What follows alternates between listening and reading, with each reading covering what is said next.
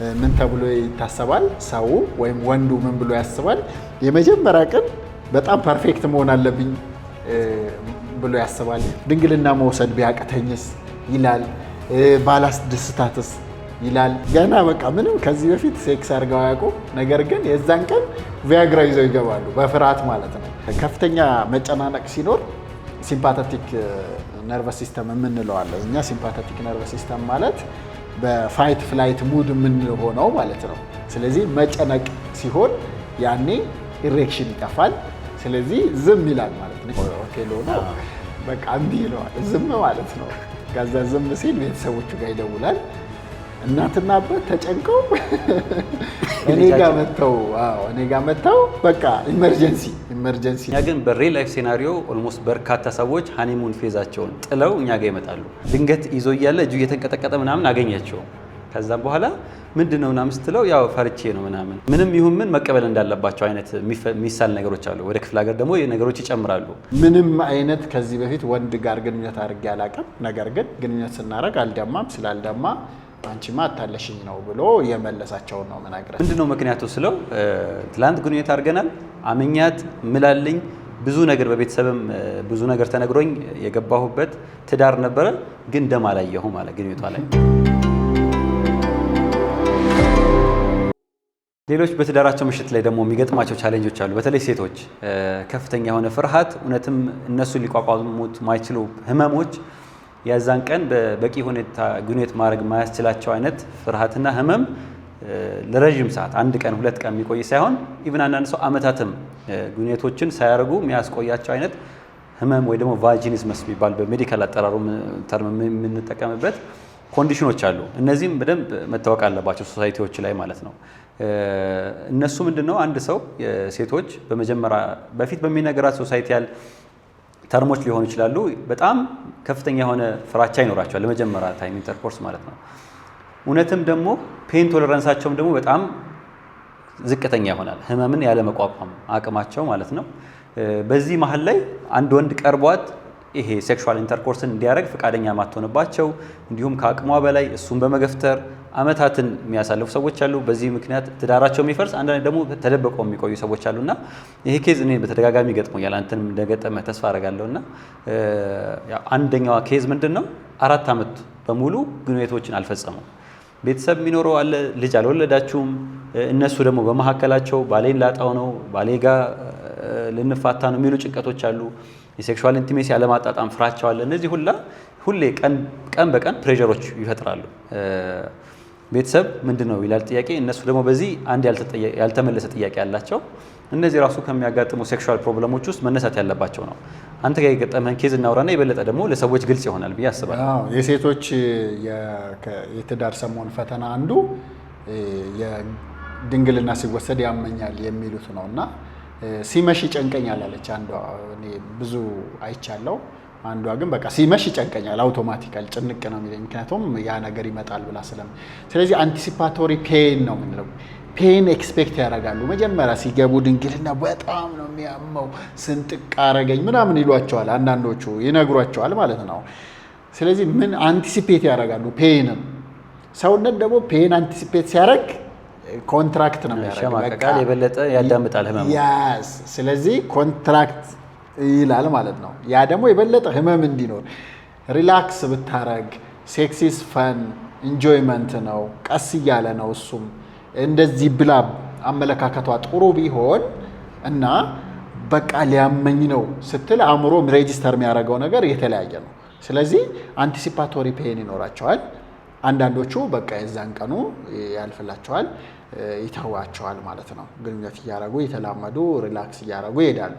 አንዳንዶቹ ግን አንዳንድ ሴቶች ላይ ቫጂኒስመስ ዴቨሎፕ ያደርጋሉ። ቫጂኒስመስ ማለት በቃ ቫጃይና ራሱን ለመከላከል ዝግት ይላል። ምክንያቱም ከገባ ያመኛል ብሎ ሬጂስተር ስላደረገ አንጎል ነው ባይዘው ሁሉ ነገር እና አንቲሲፓቶሪ ፔን ይኖራቸዋል። ከዛ ስፓስቲክ ይሆናል ነው ቫጃይናው እንደዚህ ይቆለፋል ማለት ነው። እንደዚህ በመሆኑ ምክንያት ቀጣይ በሞከረ ቁጥር ይብስበታል። ከዛ ምንድነው የሚሰማቸው? እሷም በቃ ትጨነቃለች፣ እሱም በቃ አንዳንዱ ወንዶች ደግሞ የራሴ ድክመት ነው ብለው ኃይል ለመጠቀም ቪያግራ ለመጠቀም ምናምን ይሄዳሉ ማለት ነው። ግን ነገርየው ይሄ ጀስት የቫጂኒስመስ ነው ማለት ነው። በዚህ ምክንያት 7 ዓመት በትዳር የቆዩ ሴቶች ገጥመውኛል። 7 ዓመት ብዙ ነው። እኔ 4 ዓመት ከፍተኛ ነው ብዬ ነበር። 7 ይገጠማል። እኔ ማዕት ነው ያለኝ በእንደዚህ አይነት ቫጂኒስመስ በጣም ኮመን ነው ባይዘው። ከዛ ለማውራትም የሚከብድ ነው። ወንዱም የራሱ ኬዝ ይመስልብኛል ብሎ አያወራም። ሴቷም ምን ብላ ታወራለች። ፋሚሊ ደግሞ ልጅ የለም የሚያየው ምልክቱን እና እንዴት ነው የሚለው ያስጨንቃቸዋል በጣም። አንዳንዶቹ ይፋታሉ እውነት ለመናገር፣ አንዳንዶቹ ቋፍ ሲደርስ ነው እኛ ጋር የሚመጡት ብለው ሞክረው ምን ብለው እንትን። ግን ይሄ ቫጂኒስመስ ነው። ይገርም አንዳንዴ ሃይመነክቶሚ የሚያሰሩ አሉ። ያው ሃይመኑም ነው እኔን ነገር ይዘጋው ብሎ ስለሚያስቡ ፍራቻውን ለመቀነስ በሰርጀሪ ያችን ቲን ሃይመናል ቲሹ ሰርጂካሊ ያው እንደዛ ኢንተርቪው አድርገው ይመጡ አሉ። እንዳው ማስታወስከኛ አይፈታም አይቻልም። ምክንያቱም ቫጃይናው አይደለም ችግሩ፣ የታዘዘውን ነው ቫጃይና በማደንዘዣ በነገራችን ይሄ ለጤና ባለሙያዎችም ጭምር ነው የምንናገረው። ሪል ቫጂኒስመስ ከሆነ ኦፕራሲዮን አይገባም። እንዳውም ኦፕሬሽን ማድረግ ጠባሳ ተጨማሪ ህመም ሊሆን ይችላል። ስለዚህ ቫጂኒስመስ ከሆነ ኦፍኮርስ ኢምፐርፎሬት ሃይመን የሚባል አለ። ኢምፐርፎሬት ሃይመን ከሆነ ኦፕሬሽን ይሄ ዝግ የሆነ ሃይመን ከሆነ ሊሰራ ይችላል። ወራባ ሲያዩ ጀምሮ ማይክሮፐርፎሬት ሃይመን፣ ኢምፐርፎሬት ሃይመን እንደዚህ ከሆኑ ሊሰሩ ይችላሉ። ሪል ቫጂኒስመስ ግን ሰርጂካል ትሪትመንት የለም፣ ለሰርጀሪ አያስፈልግም። ማደንዘዣም ቢሰጥ አንዳንዶቹ ስፓይናል ማደንዘዣ ስጡኝ ይላሉ እና ማደንዘዣው ሲለቅ መልሶ ይመጣል። እዚህ ሲስተሙ ላይ ነው መሰራት ያለበት እና የራሱ ኤክሰርሳይሶች የራሱ መድኃኒቶች አሉት፣ የራሱ ቴክኒክ አለው እና ቫጂኒስመስ በትክክል ዲያግኖስ ማድረግ ይፈልጋል። ከዛ ደግሞ የሚሰሩ ነገሮች አሉ ማለት ነው። ስለዚህ ያ ቫጂኒስመስ ኦፕሬሽን አድርገውም የመጡ አውቃለሁ እኔ። ያ ቫጂኒስመስ ሪሊ ሴቶችን የሚያስጨንቃቸው ትዳር ላይ ከልጅም ካለመውለድ አንጻር ግንኙነት ካላረጉ ያው ልጅም አይኖርም። አንዳንዶቹ ደግሞ ልጅም ይፈጠራል፣ ውጭም በሚያፈሰው በምናምን ነገር ልጅ ይፈጠርና ግንኙነት አላረግንም በቃ አንዴ ባረግነው ተፈጠረ ምናምን አይነት ነገር አለ ብዙ እና ያ የሴቶች ፈተና አንዱ ቫጂኒስመስ ነው ማለት ነው። ሴክሹዋል ፕሮብለሞች አንዳንዴ በመድኃኒት ብቻ ለሚታከሙት ወይ ደግሞ ሜዲኬሽን ብቻ ሳይሆን እንደዚህ አይነት አዌርነስ ሲፈጠር ብዙዎቹ የሴክሹዋል ፕሮብለሞች ይፈታሉ ብለን ስላመንን ነው። ያው ቢሄቪየራል ቴራፒ፣ ኮግኒቲቭ ቢሄቪየራል ቴራፒ፣ ሴክሹዋል ቴራፒዎች አሉና ከዛ ውስጥ አንዱ ነው። አንዳንድ ሰዎች የግድ መድኃኒት ንገረኝ ብቻ የሚሉ እሳቤ ስላላቸው ነው እና እንደዚህ አይነት ዲስከሽኖች ብዙ በርካታዎችን ችግር ይፈታሉ። ከዛ አልፎ ግን እኛ ጋር የመጡትን ደግሞ ያው ሜዲኬሽን ያስፈልጋቸዋል። ዛሬ ብዙ መድኃኒት ለመጥቀስ ቦታው እንትን አይመስለኝም እና ሌሎች ኢሹዎችን እስኪ ጨምረን እናንሳ። ያው ሴክሹዋል ፕሮብለም የመጀመሪያው ናይት ላይ ወይ የመጀመሪያዎቹ ሃኒሙን ጊዜዎች ላይ የሚያጋጥሟቸው ኮመን ያልናቸው እነዚህ ናቸው እና ከዛ በኋላ አንድ ሰው ተጋባ፣ ግንኙነት ጀመረ፣ ጥሩ የሆነ ሴክሹዋል ኢንቲሜሲ ውስጥ ገባ። ከጊዜያት በኋላ ደግሞ የሚመጡ ሁኔታዎች አሉ። ትዳር አንድ ዓመት ውስጥ ኮመንሊ በአንድ ዓመት ጊዜ ውስጥ ወይ ደግሞ መላመድ ሲፈጠር የሚያጋጥሙ ሴክሹዋል ፕሮብለሞችም አሉ። ይቀጥላል የሴክሹዋል ፕሮብለም እና እነሱንም እናንሳና ዲስከስ እናድርግ። ከዛ ይህንን አሁን ያልነው ያልገጠማቸው ወይም ደግሞ ገጥሟቸው ያለፉት ደግሞ የተወሰነ ጊዜ ጥሩ ሴክስ ላይፍ ግንኙነት እያደረጉ ምን ይላሉ?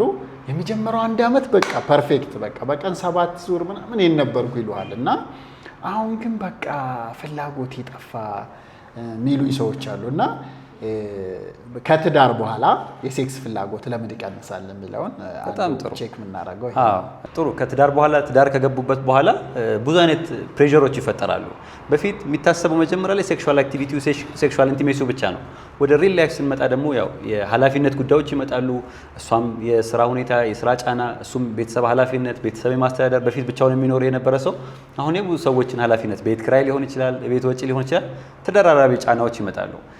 እነዚህ አንዱ ፋክተር ናቸው። ስሜት እንዲቀዛቀዝ ወይ ደግሞ ትኩረታችን አቅጣጫ እንዲቀየር በአንድ ነገር ላይ ብቻ ልባችን ተንጠልጥሎ እንዳይቆይ ናቹራላይዝ ያደርጋል ወይ ኒውትራላይዝ ያደርጋል ሰውነታችን ማለት ነው። መልመድ ይፈጠራል። ይሄ ነገር መጥላት ሳይሆን ነገሮችን አዳፕት የማድረግ የናቹራል ፕሮሰስ ነው። ይሄም መታወቅ አለበት ማለት ነው። ሁለተኛ ስሩ ታይም ያው ልጅ ሊፈጠር ይችላል። በዛው በመጀመሪያዎቹ ግንኙነት ምሽት ላይ እርግዝና ሊፈጠር ይችላል።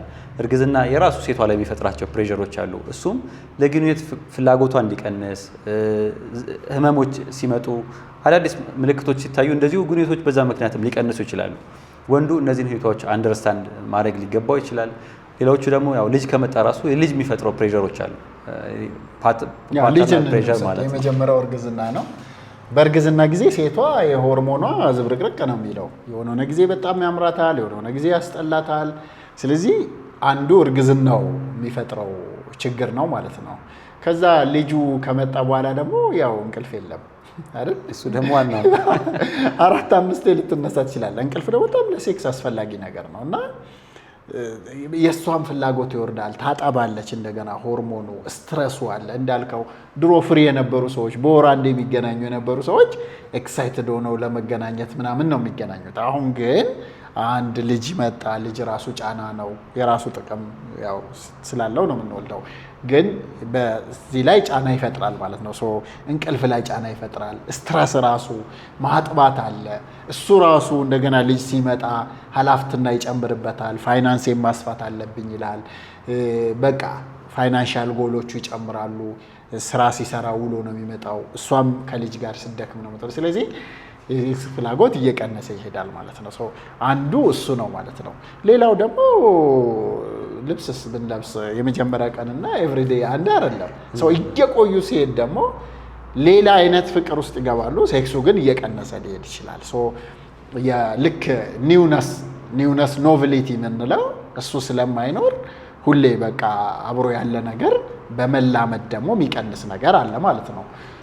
ያ ስንል ሴክስለስ ማሬጅ ይኖራል ማለት አይደለም። ሴክስለስ ማሬጅ የምንለው በወር አንድ ጊዜም ግንኙነት ማያረጉ ከሆነ ያለ ምክንያት ለምሳሌ ነፍሰ ጡር ሆና ወይ ታማ ምናምን አይደለም ወይ አንዱ እሱም እንደዛው ሳይሆን አብረው እየኖሩ ሴክስለስ ማሬጅ ደግሞ የምንለው በወር አንድ ግንኙነት ማያረጉ ከሆነ ይሄ ችግር እንዳለ ያመላክታል ማለት ነው። በሁለቱ መካከል መኖር ይጠበቅበታል። አንዳንድ ሰው ምንድነው ራውንዶቹ ይቀንሱበታል ከጊዜ በኋላ። መጀመሪያ ናይት ላይ ቅድም እንዳልነው በጣም ብዙ ግንኙነቶች ያደርጉ ነበር። ጊዜዎች ሲሄዱ ደግሞ በአንድ ብቻ ሊወሰኑ ይችላሉ። ይሄም በሕክምናው አጠራር ኖርማሊ አክሰፕተብል የሚሆኑ ናቸው። ሰከንድ ራውንድ ብዙም ጊዜ በሕክምና ላይ አይጠበቅም፣ የግዴታ የሚያስብል አይነት ማለት ነው። አንድ ሰው ፈርስት ራውንድ ኢንተርኮርስ ካደረገ ሁለተኛውን አለማድረጉ እንደ ሜዲካል ፕሮብለም ላይ ወሰድ ይችላል። ያ ግን ነው መሄድ ያለብኝ ብለው ይጠቃሉ። ሴክሹዋል ኢሬክታይል ዲስፈንክሽን አድርጎ ያስባል።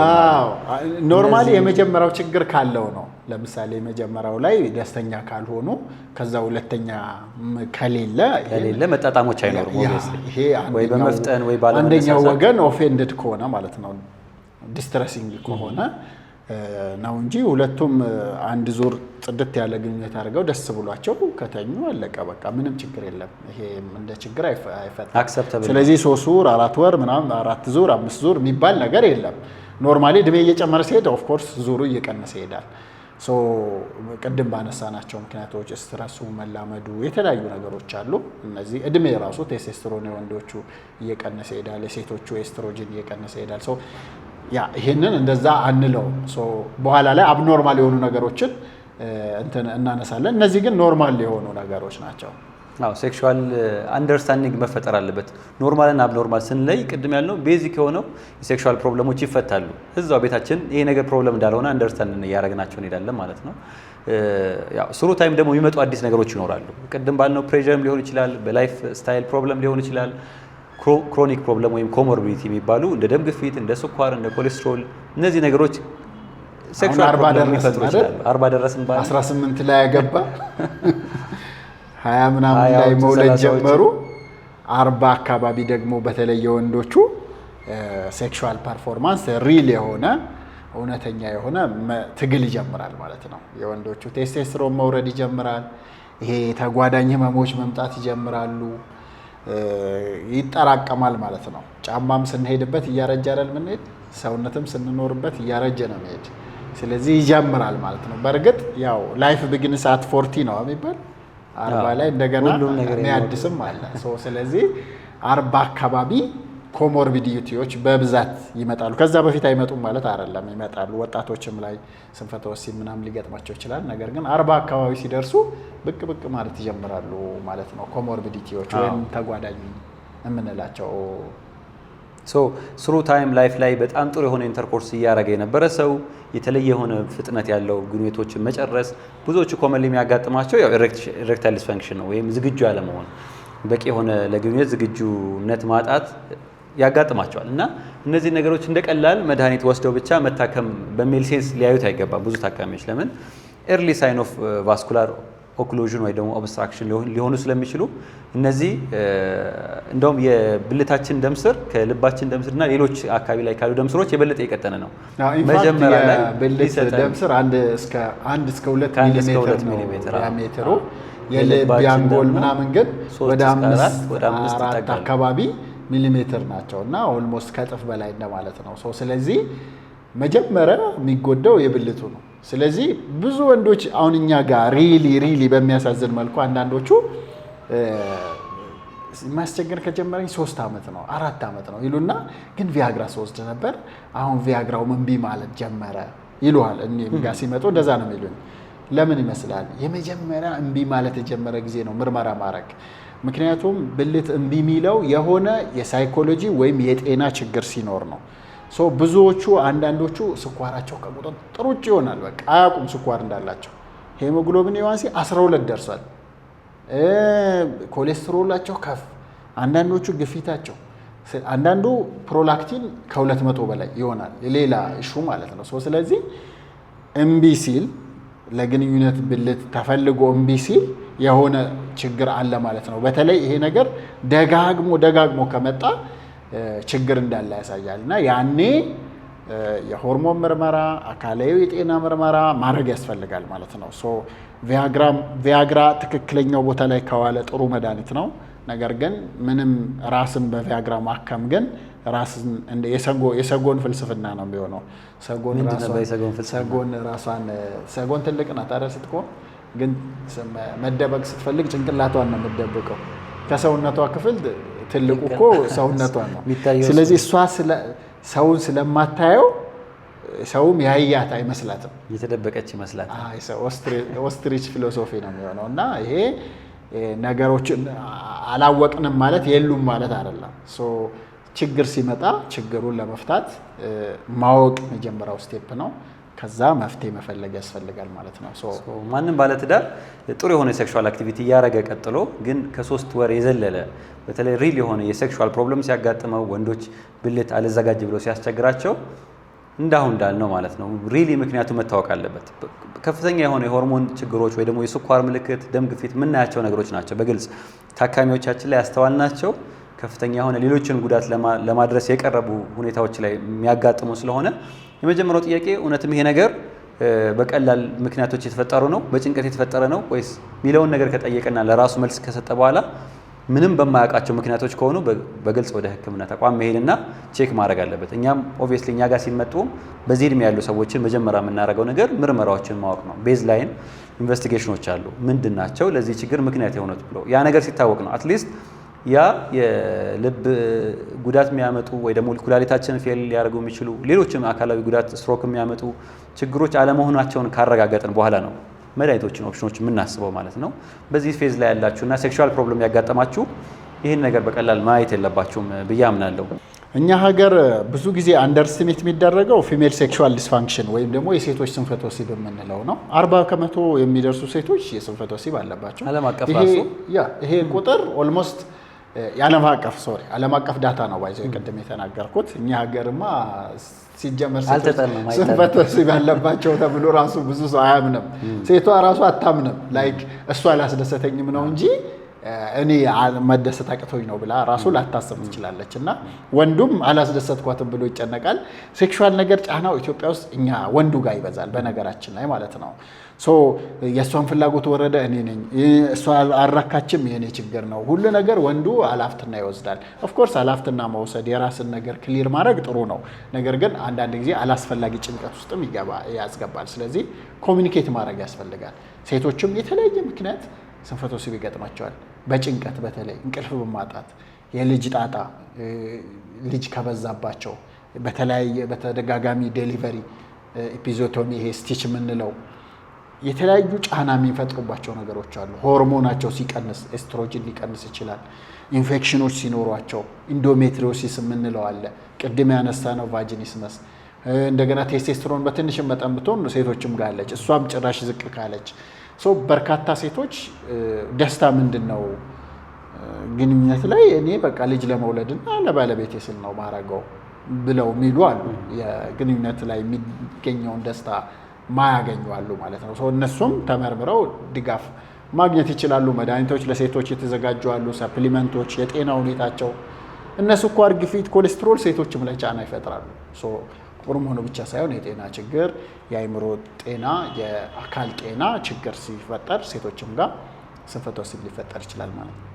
ያው ሴክሹዋል ሜዲሲን ኒው ግሮዊንግ ፊልድ ኦፍ ሜዲሲን ነው እንደሚታወቀው ማለት ነው። በርካታ ስተዲዎች አልነበሩም። አሁን ላይ ግን የተሻለ ትኩረት ለምን ኢምፖርታንት ፓርት ኦፍ ሂውማን ቢንግ ስለሆነ በደንብ ወደ ሕክምና እየተመጣ ማውራት ሶሻል ሚዲያ ላይ የጀመርነው እኛ ነን። ያው ብዙዎቹ የምትከታተሉ ከሆነ ታውቃላችሁ። ያኔ ስንጀምር ከ4 ዓመት በፊት ማንም አልነበረም። አሁን ግን በርካታ ሐኪሞች እየተማሩ እያስተማሩ ይገኛሉ። which is ጥሩ። እንደዚህ ነው ኢቮልቭ የሚያደርገው ባይዘው እያደግን ስንሄድ ሳይንሱ እየደረሰን ይሄዳል። ሴክሹዋል ሜዲሲን ኢትዮጵያ ውስጥ መጀመሩ አይቀርም የሆነ ሰዓት ላይ ሰው ምክንያቱም ኢምፖርታንት ነው አይደል? አንደኛ ከሄልዝ ጋር ይያያዛል፣ ኳሊቲ ኦፍ ላይፍ ጋር ይያያዛል፣ ከፈርቲሊቲ ጋር ይያያዛል። ኢምፖርታንት ዲሲፕሊን ሆኖ ዓለም አቀፍ ሶሳይቲ ያለው ኖርዝ አሜሪካን ሴክሹዋል ሶሳይቲ አለ፣ ዩሮፒያን ሴክሹዋል ሶሳይቲ አለ። ባላደጉ ሀገሮች ግን እንደኛ ባሉ ሀገሮች ያው ሴክስ ማውራት ብልግና ሙላ ሊመስል ይችላል ባለማወቅ ማለት ነው። ያ አሁን ግን እየመጣ ነው። አትሊስት ሶሻል ሚዲያው ላይ አለ። ወደፊት ደግሞ ሜንስትሪም ካሪኩለም ላይ ይገባል ብለን እንጠብቃለን። ተስፋ ይደረግበታል። ያው ሴክሹዋል አንደርስታንዲንጎቹ ሲሰፉ መፍትሄዎቹም እንደዛ እናንተ ደግሞ ተከተሉን እያለ ነው። ኤኒዌይስ አሁን ያለው የሴክሹዋል ሜዲሲን ወይ ደግሞ አንደርስታንዲንግ ብዙ ችግሮችን ወደፊት አሁንም ያልተገኙ ችግሮችን መፍትሄ ይዞላቸው ይመጣል። በተለይ ደግሞ የፊሜል ሴክሹዋል ሜዲሲን የሴቶች የስነ ተዋልዶ ጤና ብዙም አሁን ላይም ስቲል የሚቀራቸው ነገሮች አሉ። ሊሚቴሽን መድኃኒቶቹ ሊሆኑ ይችላሉ። ግን ችግሩ ካለ በግልጽ ሐኪም ጋር መጥቶ አሁን አቬለብል የሆኑ ሕክምናዎችን መውሰድ ይቻላል ማለት ነው። ከሴክሹዋል አክቲቪቲ ጋር ሁሌ መነሳቱ ማይቀር ነገር አለ። ፈርቲሊቲ ኢሹ አንድ ጥንዶች ያው ሲጋቡ ለሁለት ዋና ነገር ነው። አንድ ተፈጥሯዊ በሆነ መንገድ ደስተኛ ለመሆን በሴክሹዋል አክቲቪቲ፣ ሌላው ደግሞ ፍሬ ለማግኘት ልጆችን ለማፍራት ነው። ብዙ ሰዎች ሴክሹዋል አክቲቪቲያቸው ጥሩ ይሆናል ጥሩ ማይሆናል እንዳልነው እንዳነሳ ነው። ሌላ የሚገጥማቸው ቻሌንጅ ደግሞ መውለድ ላይ መቸገሮች ያጋጥማቸዋል። ፈርቲሊቲ ኢሹ አንዳንድ ሰው ኢሹ ላይክ ጊዜውም ሳይሆን ፈርቲሊቲ በሚባል ዲፊኒሽን በማይሰጥበት ደረጃም ሆኖ ቀድሞ ይጨነቃል። በአንድ ወር ለምን አላረገዘችም ይላል፣ በሁለት ወር ለምን አላረገዘችም ብሎ ተደጋጋሚ። እንደውም አንዱ ታካሚ እኔም ጋር መጥቶ ኖርማል ነው ብዬው አንተ ጋር የመጣም ታካሚ ትዝ ይለኛል። እና እነዚህ ኖርማል የሆኑ አንደርስታንዲንጎችን አክሰፕት ማድረግ ያለብን ሁኔታዎች አሉ። ቀድሞ መመርመር ችግር ላይ ኖራቸው ይችላል፣ ግን ፈርቲሊቲ ኢሹዎችም አብረው ይነሳሉ እና ሰዎች የሚገጥማቸው ቻሌንጅን በዚሁ እንድንጠቅስላቸው መቼ ነው አንድ ሰው የግድ ምርመራ ቢያደርግ የሚመከረው? ሌት ኤርሊ ቢሆን ችግር የለም ኤኒ ታይም ላይ። ሌት ግን እስከ መቼ መጠበቅ አለበት? ወይ ደግሞ ምን አይነት ሰዎች ናቸው ቀድሞ መመርመር ያለባቸው የሚለውን ብናነሳ ጥሩ ይመስለኛል። ያ ኢቮሉሽን እኔ የምረዳው እንዴት መሰለ ላይክ ሴክስ ጣፋጭ የሆነው ግንኙነት አድርገን ልጅ እንዲፈጠር ነው፣ ዲኤንኤ ለማስቀጠል ማለት ነው። ስለዚህ ግንኙነት ስታደርግ ደስ ይልሃል። ሞር ደስ የሚልህን ነገር ደጋግመህ ታደርገዋለህ። ብዙ ዲኤንኤን እየተካ ትሄዳለህ ማለት ነው። በሚገርም ሁኔታ አንዳንድ ሰዎች እሱ አሜሪካ ነው እሷ እዚህ ናት፣ በአመት 1 ወር ይገናኛሉ፣ ከዛ አላረገዝኩም ይላሉ። ከዛ ደግሞ እድሜያቸውም ከፍ ከፍ ያለ ይሆናል። አሁን እንደዚህ አይደለም። አንድ ሰው አላረገዝኩም የምትለው እሷ እድሜዋ ከ35 ዓመት በታች ከሆነ 1 ዓመት ወይም 12 ወር ያለምንም መከላከያ በቂ ሴክሹዋል ኢንተርኮርስ እያደረገች እርግዝና ካልተፈጠረ ነው። በቂ ሴክሹዋል ኢንተርኮርስ ምንድን ነው? በሳምንት ከ3 እስከ 5 ጊዜ ከሆነ አዲኩዌት ይባላል። ቢያንስ ግን በሳምንት 3 ጊዜ ግንኙነት ማድረግ ይጠበቅባታል። ይህንን ደግሞ ለ1 ዓመት ማድረግ ይጠበቅባታል። ምንም አይነት መከላከያ ሳትወስድ ማለት ነው። እንደዚህ አርጋ እርግዝና ካልተፈጠረ መመርመር አለባቸው ሁለቱም ማለት ነው። ምክንያቱም ሀፍ ነው። ላይክ የወንዱ ችግር ሊሆን ይችላል፣ የሴቷ ችግር ሊሆን ይችላል። ስለዚህ ሁለቱም ቢመረመሩ ተመራጭ ነው ማለት ነው። የስፐርም ችግር ሊሆን ይችላል፣ የእሷ የእንቁላል፣ የማህፀን ቱቦ፣ የማህፀን ራሱ ችግር፣ የሆርሞን ብዙ ነገሮች አሉ። እንደ መንስኤ የሚመጡ ችግሮች አሉ። እንደዛ ነው። ሌላኛው እድሜዋ ከ35 ዓመት በላይ ከሆነ ግን የእሷ 6 ወር ሞክረው እምቢ ካላቸው ምርመራ ማድረግ ይጠበቅባቸዋል። ከዚህ ቀድሞ ግን ማየት የምታያቸው ምልክቶች ካሉ የወር አበባ መዛባት ሊሆን ይችላል።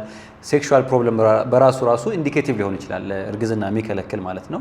ኤኒ ሳይን ኦፍ ፕሮብለም የሚታዩ ከሆነ አሁን ሴቷም በወር አበባ መዛባት ሊሆን ይችላል፣ የምታያቸው የተለዩ የቦዲ ፕሮብለሞች ሊሆን ይችላል። ወንዱም እንዲሁም ያያቸው የኤሬክሽን ፕሮብለም ሊሆን ይችላል፣ ፈሳሽ ማያይ ሊሆን ይችላል። እንደዚህ አይነት አጋጣሚዎች ሲኖሩ የግድ ዓመት መጠበቅ ላይኖርባቸው ይችላል።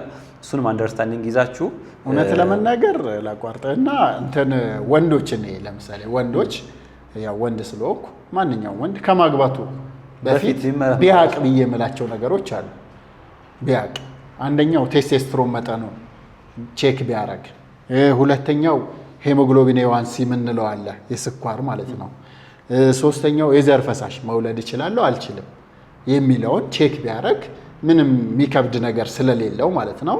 አፎርድ የሚያደርግ ሰው ይሄን ቼክ ቢያደርግ ገብቶ ከመደናገጥም ከመጨናነቅም ይተርፋል ብዬ አስባለሁ። ቀላልም ናቸው። እውነት ነው። ከኛ ሀገር ውጭ ሌሎች ያሉት ፕሪሜሪታል ስክሪኒንግ እነዚህን ፌርቲሊቲንም ያካትታሉ እና ብዙ ሰዎች አሁን ባነሳው ጥሩ ኢሹ ላይ ከመገባታቸው በፊት የሚመረመሩት ኤችአይቪ እና ኤችአይቪ ብቻ ነው። ግን በግንኙነት የሚተላለፈው በሽታ ኤችአይቪ ብቻ አይደለም። ከዛም ተቀራራቢ የሆነ ሄፓታይተስ ቢ፣ ሲ፣ ሌሎችም ኢንፌክሽኖችን አሉ። ሰዎች በተለምዶ ግን እነዚህ ነገሮችን አትሊስት ቀድሞ ማከም ወይ ደግሞ ቀድሞ ማገዝ እየተቻለ ያቺን ቴስት ብቻ ይወስዱና ፕሪሜሪታል ስክሪኒንግ እንዳደረጉ ይሰማቸው ወይ ደግሞ ከትዳር በፊት የሚደረጉ ምርመራዎችን የተሟሉ እንዳደረጉ ይሰማቸዋል። ኒካም ላይ እኮ ይሄ ጋብቻ ስነ ስርዓት ላይ የኤችአይቪ ወረቀት ነው የሚጠይቁት። ግን በጣም በርካታ የሚተላለፉ በሽታዎች አሉ። ሄፓታይትስ ቢ አለ፣ ሄፓታይትስ ሲ አለ፣ ኤችአይቪ አንዱ ነው፣ ሲፊሊስ አለ። እነዚህን ቼክ ማድረግ ይኖርባቸዋል። ያ ከመጋባታቸው በፊት ያለውን ፈርቲሊቲውን እንዳለው ነው ስክሪኒንግ እነዚህ መካተታቸው የተሻለ እንደሆነ ግንዛቤዎች እንዲወስዱ ይጠቅማቸዋል ብለን እናስባለን። ሌላው የሴክሹዋል ትራንስሚትድ ወይ ደግሞ የአባላዘር ኢንፌክሽን ጉዳዮች ናቸው። ያ ኦብቪየስሊ ሁሉም ጥብቅነቱን ጠብቆ ይቆያል ሜሬጅ ላይ ማለት አይደለም እና ብዙ የሚያጋጥሙ ኬዞችም ስላሉ ነው እያንዳንዱ ፖይንት የምናነሳው። ያው ሰምበዲ በተለይ ደግሞ የተለየ አይነት ዲስቻርጆች ሴክሹዋል አክቲቪቲ ሪሰንትሊ ኖሮት የተለየ አይነት ዲስቻርጆች ካየ መድኃኒቶች የሚጠቀም አለ። የሚገርምህ ነገር ፋርማሲ ላይ የሚያውቃት አንድ ቀይና አረንጓዴና ነጭ ክሊን እያለ ወይ ደግሞ ያኛውን ለንት የሚባለው ሌላ ሰው ሲወስድ ያየውን አይቶ የሚወስዱ ሰዎች አሉ። ኦብቪየስሊ ይሄ ባድ ፕራክቲስ ነው የሚባለው እና ሪሊ ኢንፌክሽኖች በሕክምና በምርመራ መለየት አለባቸው። ሪሊ ሴክሹዋል ትራንስሚትድ ዲዚዝ መሆናቸውን አንዳንዱ ኢቭን ቫይራል ሆነው ክሮኒክ ፎሎ አፕ የሚፈልጉ ሊሆኑ ይችላሉ እና የተለየ አይነት የዲስቻርጅ ወይ ደግሞ ከብልት የሚወጣ ፈሳሽ ሲያይ ከባለቤቱ ጋር በተለይ ካልነበረ ያ ነገር የነበረው ግንኙነት እሷ ጋር ከመሄዱ በፊት እነዚህ ነገሮች ልታከማቸው ይገባል። ሜቢ ሰም ኢንሲደንቶች ኖሮ ወይ አጋጣሚዎች ኖሮ ያንን ነገር ግንኙነት አድርገው ከነበረ ግን እሱ መጥተው መታከም አለባቸው። ቅድም አንስተናቸዋልና ከትዳር በፊት ሁሉ ተመርምረው ትዳር ውስጥ መግባት እንዳለባቸው ኢንሲደንቱ በሆነ አጋጣሚ ከዛ በኋላ የሚከሰት ቢሆን ሕክምናዎቹ አብረው መደረግ አለባቸው ወይ ደግሞ ግንኙነት ሳያደርጉ መታከም አለበት ማለት ነው። ይሄ ኢምፖርታንት ሴክሹዋል ዲስከሽን የሚፈልግ ፖይንት ነው ማለት ነው።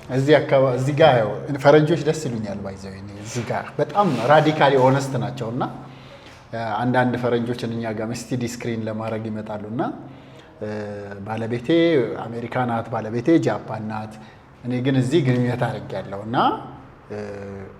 እሷ ጋር ከመሄዴ በፊት በጣም ነፃ መሆኔን ቼክ ማድረግ እፈልጋለሁ። ምክንያቱም እዛ ሄጄ ኮንታሚኔት ማስተላለፍ አልፈልግም ብለው ቼክ ያደርጋሉ ማለት ነው። ሶ ኢንፊደሊቲ በትዳር ውስጥ ቺት ማድረግ በጣም ብዙ ምክንያቶች አሉት። ያው ስለሱ አይደለም ርዕሳችን ዛሬ። ነገር ግን ሲያደርጉ ግን ሁለት ስህተት መኖር የለበትም። ሁለት ስህተት ማለት አንደኛው ቺት ማድረጉ ነው። ቺት ማድረግ ባይዘው ቺት ያደረገው ሰውዬ ችግር ነው። እኛ ሀገር አንዳንድ ጊዜ የሚሰጥ ነገር አለ። ለምሳሌ ሴቷ ቺት ካረገች እሱ ብቃት ስለሌለው ነው፣ ወንዱ ቺት ካረገ ደግሞ ምናምን የሚባል ነገር አለ። ቺት ካረገ ቺት ያደረገው ሰውዬ ችግር ነው። ብዙ ወንዶች ቺት ሲደረግባቸው በጣም ዲቫስቴትድ ይሆናሉ ወይም በጣም ይጎዳሉ። ግን ቺት ያደረገው ሰው ነው እንጂ ችግሩ ቺት ለምሳሌ በትዳር ውስጥ እያል ቺት ካደረገችብህ እሷ ችግር ነው። አንተ ስንፈተ ወሲብ ኖረብህ አስደስትም አላስደስትም ያንን አይመለከተውም ማለት ነው። ያንን መፍታት እንዳለብህ ሆኖ ለዛ እንዳይበቃ የራስን ጥረት ማድረግ እንዳለብህ ሆኖ ነገር ግን ሰዎች በግልጽ ችግሩ እንዲፈታ ስቴፕ መውሰድ ይኖርባቸዋል። ይሄኔ በትዳሬ በሴክስ ህይወቴ ደስተኛ አይደለሁም ብላ ማቅረብ ይኖርባታል። አንተም ኮንክ እንደዛ ይኖርብሃል። እንደዚህም ሆኖ ግን ስህተት ከተፈጸመ ደግሞ ሌላ ስህተት መፈጸም አያስፈልግም። ላይክ ለምሳሌ የአባለዘር ክሊር ሳታረግ ከባለቤት ጋር መገናኘት የለብህም። አንቺም ተሳስተሽ ከሆነ ክሊር ሳታረጊ ተመርምረሽ ነፃ መሆንሽን ሳታቂ ወደ ባለቤትሽ መገናኘት የለብሽም ማለት ነው። ምክንያቱም የአባለዘር አንዳንዴ ይገጥመንና እኛም ይጨንቀናል ማለት ወይ እሱ የአባለዘር ይኖረዋል እሷም መታከም ይኖርባታል። እንዴት ያስረዳት? ወይ እሷ ይኖርባታል እሱ የግድ መታከም ወይ ይኖርበታል ወይ ደግሞ መመርመር ይኖርባቸዋል። የአባለዘር ሲባል ኤችአይቪ ብቻ ነው ብዙ ሰው የሚመጣው። ኤችአይቪ ዋናው ነው፣ ከባድ ነው። ኤችአይቪ እየተጨመረ እየባሰ የመጣ ነገር ነው። ጥንቃቄ ይፈልጋል። ኮንዶም ተጠቀሙ። ነገር ግን ሌሎች የአባለዘሮችም አሉ።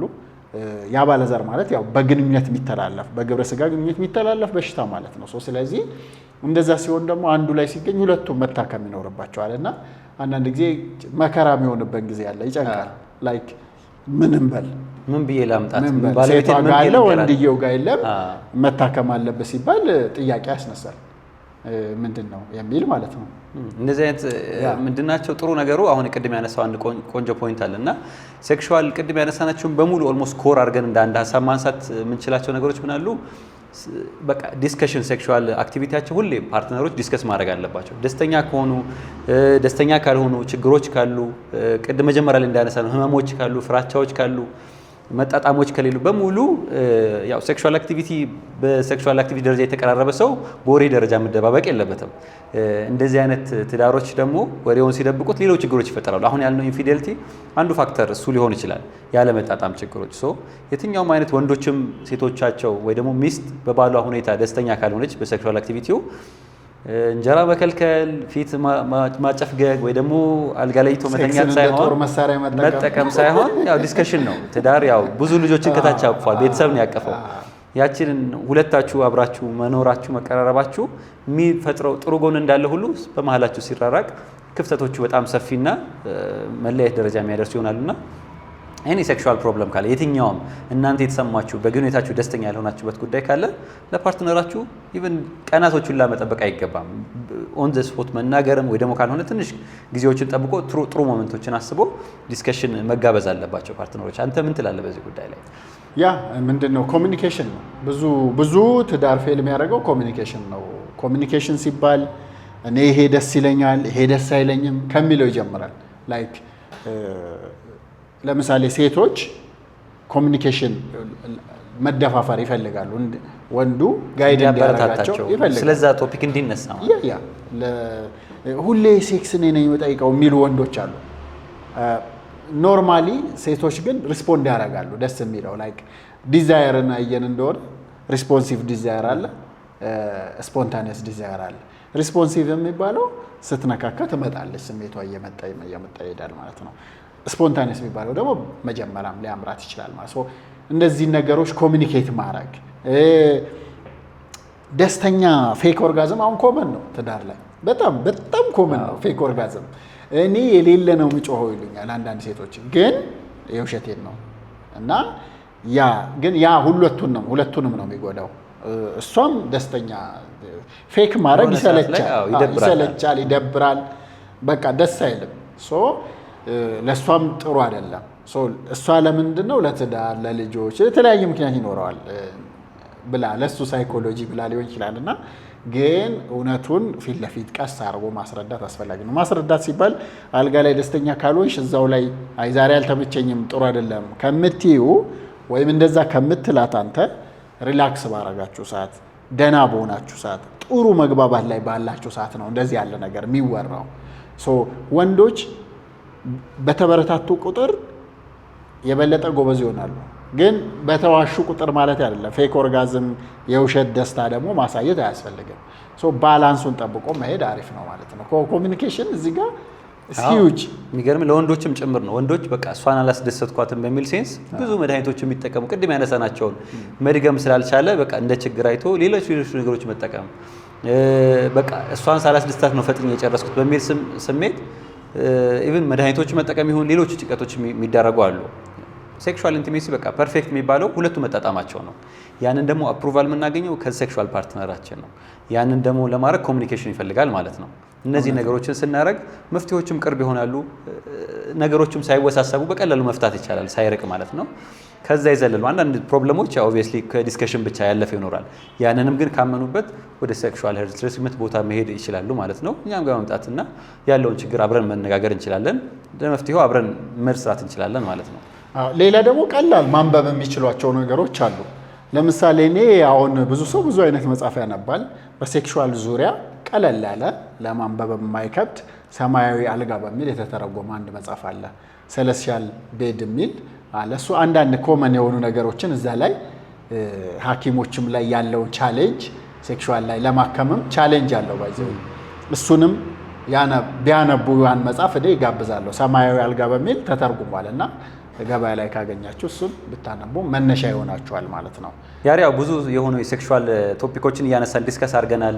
ከዚህም የቀሩ ደግሞ እናንተ በግልጽ የተቸገራችሁባቸው ያሉ ችግሮች ሊኖሩ ይችላሉና በቀጣይ ያው እነዛ ብዙ ሰዎች የተስማሙበት ሀሳብና የብዙ ሰዎች ችግር እንደሆነ ስለምንገነዘብ ቪዲዮ እንደምንሰራበት ቃል እንገባላችኋለን። በዛሬው ጥሩ መረጃ እንዳገኛችሁ ተስፋ እናደርጋለን።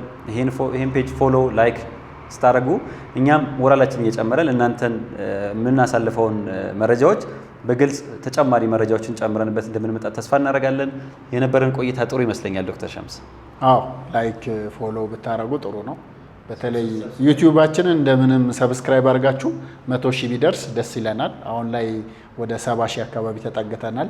አይ ቲንክ 100,000 በቅርቡ እንገባለን ብዬ ተስፋ አደርጋለሁ። በጣም ጥሩ። ብዙ ሰዎች መረጃውን ታገኛላችሁ። ይሄ መረጃ ግን የት ሕክምናው እንደሚሰጥ ያው ይጠይቃሉ። ክሊኒክ መተን ደርሰን የት እንዳለ እንቸገራለን የሚሉ አሉና አድራሻው በትክክል እዚህ ጋር ስለሚቀመጥላችሁ በቃለም ለመግለጽ ካስፈለገ ጦር ኃይሎች አካባቢ ከአዲሱ መስጊድ ወይ ረያም መስጊድ ዝቅ ብሎ የሚገኘው ግሎሪየስ ህንፃ አንደኛ ፎቅ ላይ ነው የምንገኘው። ስልካችንን በታች በኩል ይቀመጣል 0988009944። አንዳንድ ሰዎች ይሄንን ቪዲዮ እየሰሩ ሌሎችን መድኃኒቶች የሚሸጡ አሉ፣ ኮንሰልት የሚያደርጉ አሉ እና ያንን መረጃ ትክክለኛውን መረጃ እንዲያገኙ ነው ስልክን መጥቀስ ያስፈልገውና አድራሻም ጥሩነቱ ዩቲዩብ የሉም አጭበርባሪዎቹ። በእኛ ስም የተከፈተ ዩቲዩብ አካውንት የለም። ቲክቶክ ላይ አለ፣ ፌስቡክ ላይ አለ፣ ቴሌግራም ላይ ሁሉም ቦታ ላይ አሉ። በእኛ ስም የእኛን ቪዲዮ ኤዲት እያደረጉ ስልክ ቁጥራቸውን እያስገቡ መድኃኒት የሚነግዱ አሉ። ነገር ግን ዩቲዩብ ላይ ይሄ የእኛ ኦፊሻል አካውንታችን ነው። ሰብስክራይብ ማድረጋችሁን እንዳትረሱ። በቀጣይ ቪዲዮ እስከምንገናኝ ሰላም ቆዩ።